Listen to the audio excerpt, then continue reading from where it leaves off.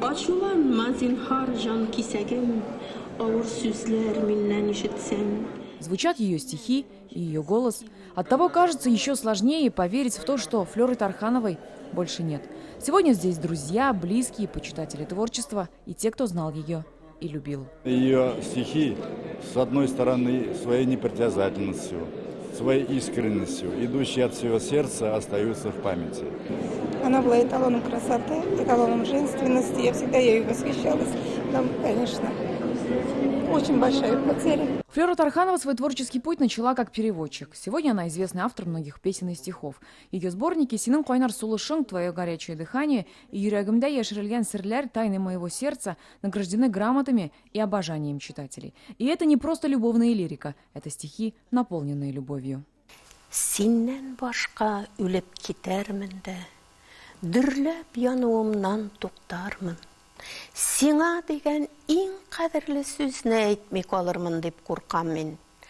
Мин киткәндә әгәр яннарымда син булмасаң, ничек чыдармын? Күрә алмый калдым дип тегеннән, сине эзләп сәфәр чыгармын. Еще одна неизменная тема в ее творчестве – родной язык и история народа. Она была не просто поэтом, она стала учителем и наставником ни одного поколения.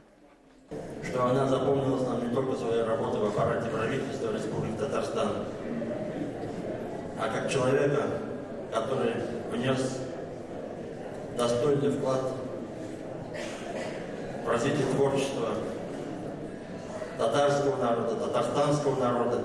Ее творчество – ее лицо. Все, что она делала, всегда безупречно, талантливо и с необъяснимой теплотой. Такая она и в последней своей творческой работе в переводе романа Гузель Яхиной «Зулейха открывает глаза».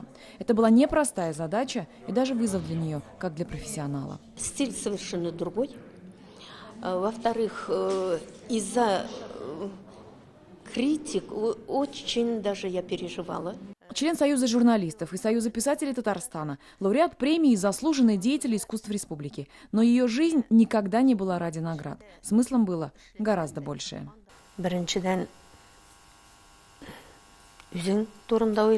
Во-первых, я всегда думала о том, как оставить после себя наследие. Успеть это было моей задачей. Воспитать нравственность в обществе и здоровую нацию – вот моя главная цель. Сегодня в адрес великой татарской женщины прощальные аплодисменты. Похоронили Флёру Тарханову в родной деревне Яушерма Чистопольского района. В следующем году выйдут ее книги, а значит, творчество продолжает жить.